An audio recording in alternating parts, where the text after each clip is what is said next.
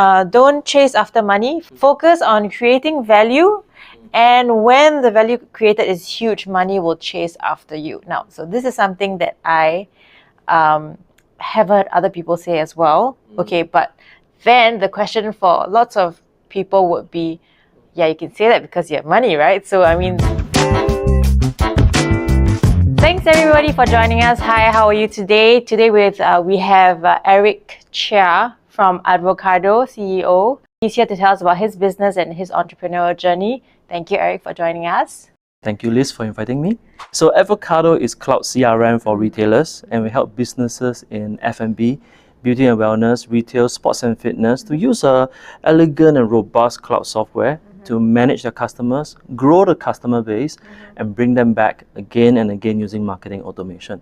And by doing that, the merchants, they will have more revenue, they'll win more regulars to do this without the need of using cards or getting consumers to download applications. The reason why you have not experienced it yet, and I won't be surprised if you were to go to one of our merchants, you're actually using Avocado already, because we serve businesses like Songfa Bak Kut Teh, Wang Cafe, Green Dot, Green Party, Gadget Mix, and many retailers that's out there. And most of the time you won't see the Avocado. We power their CRM. Yep. Okay, and it's completely branded with their brand, right? Yes, most of the time, but there are times you see like a standee with a powered by Avocado. Okay. But Avocado is not your first rodeo, so to speak, right? You've had like 4 other startups before this. Yes, that's correct. Yeah. So how do you see Avocado in that context? Like, do you feel like these 4 startups have prepared you for Avocado? Absolutely, and I've been fortunate enough in my time in NUS that I have the opportunity to start my first business in the second year of NUS. That was in 1999, long time back. My question to most people is, what are you doing in 1999? Getting ready for Y2K, right? Yeah. Exactly, right. And was just riding on the wave of dot-com boom, right, before the dot-com bust. I was fortunate to start a business, a technology business, with my hallmate, who was my next door neighbor in NUS in Temasek Hall. I started with humble beginnings, and the first business got really lucky because of the hype. And within a very short time, it was worth like 10 million USD. Wow. And I didn't know like what happened, right? Fast forward to that, when the dot-com bust with 911, talking about crisis, right? Because we're still in the middle of a pandemic. So that's my first crisis that I've ever experienced in my life, and that is 911. And the banks freeze their spending, and our business from hero to zero in less than a year. Great learning experiences on disappointment, on how the management team, the team, can make and break the business. And in the toughest of times, you see people showing up true colors, and how we as human beings deal with that authentically and honestly, rather than very vindictively and bitterly. So that's one of the biggest lessons I've learned. As you have progressed in your entrepreneurial journey, right, do you feel like you have had to evolve so that you can become a better version of yourself, so that you can develop your businesses as you go along? Biggest thing that I got from this entire thing really is everyone is focused on survival. A money grab. How can I grab my money? Go online, grab my money. Yes. The thing that I really realized was, what can we do for our stakeholders, and specifically our customers, our merchants? Yes. What can we do for our merchants and their consumers so that their lives become a little easier? Yeah.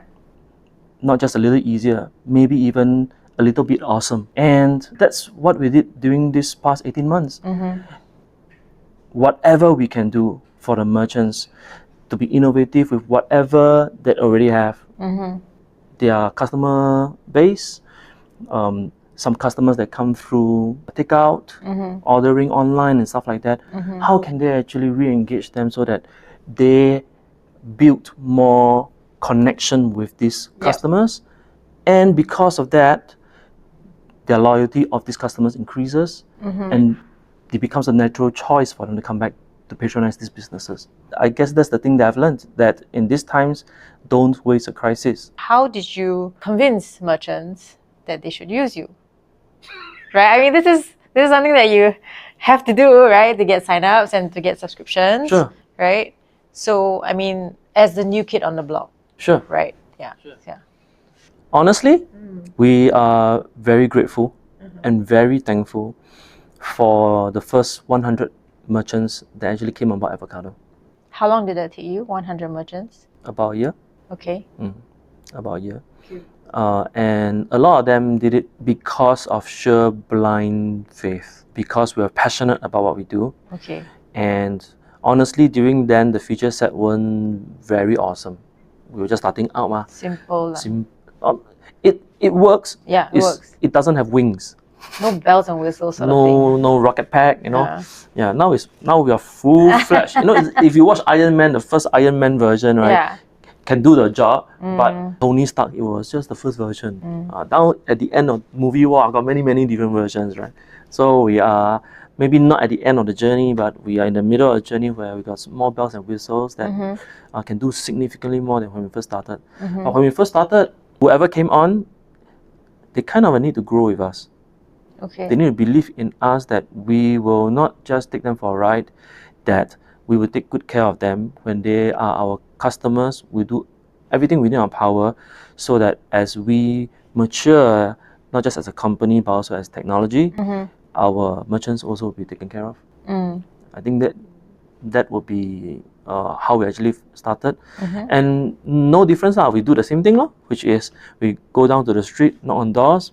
Hi everybody, we're from Avocado. It's the same thing, and for those that are willing to actually take the time, sit down, speak with us, we understand the challenges, the pain points, we share in them. Perhaps Avocado can help you to do this particular thing, to bring your customers back again and again using technology. Isn't that wonderful? Yeah. And they say, sure, I'm willing to give it a go. For that, I am deeply grateful and thankful. If you were to go back to all the time before you started all your businesses, to the Eric who is in NUS, you know, starting his first business, what would you say to him? Yes. Yeah. So if I would go all the way back to the Eric that just started in business in 1999, I will give him this particular advice. Dude, I'm from the future. 20 years from now, people matters. People matter. Yeah. Okay. People matter. Wins are important.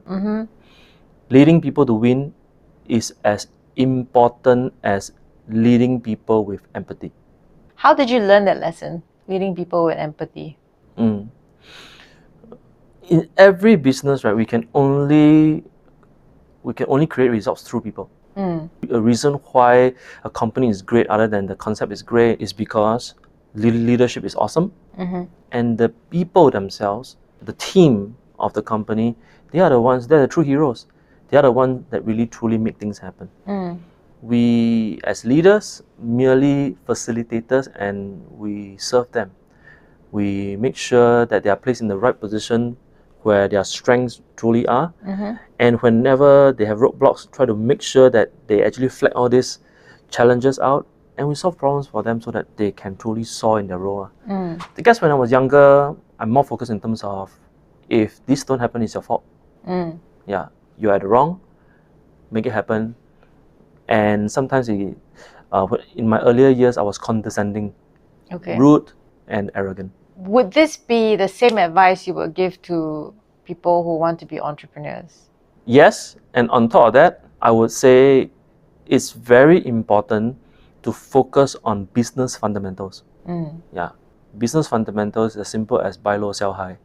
Okay. Yeah, if you don't make enough money and your cost is higher than your revenue, then down the road it's not going to happen.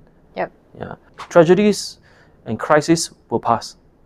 When the business fundamentals are strong, then you'll always be there when these challenges pass. Okay, so you have a quote that I read somewhere. Don't chase after money. Focus on creating value. And when the value created is huge, money will chase after you. Now, so this is something that I have heard other people say as well. Okay, but then the question for lots of people would be, Yeah, you can say that because you have money, right? Can you explain your point of view about this quote? I'm going to explain it, something I learned when I was younger. Okay? So I've heard a wise person share this with me that when I first heard it, I was like, wow, this is really cool. If you think in terms of your torso, your torso as a certain a tool to measure something. Okay? So if average is here and good is here, where do you think great is? It's like off the charts is up here. Off the charts, right? You know, actually more often than not, right? For someone to be average, to become good, they need to put in a lot of effort. But for someone that is like from good to great, the difference is here.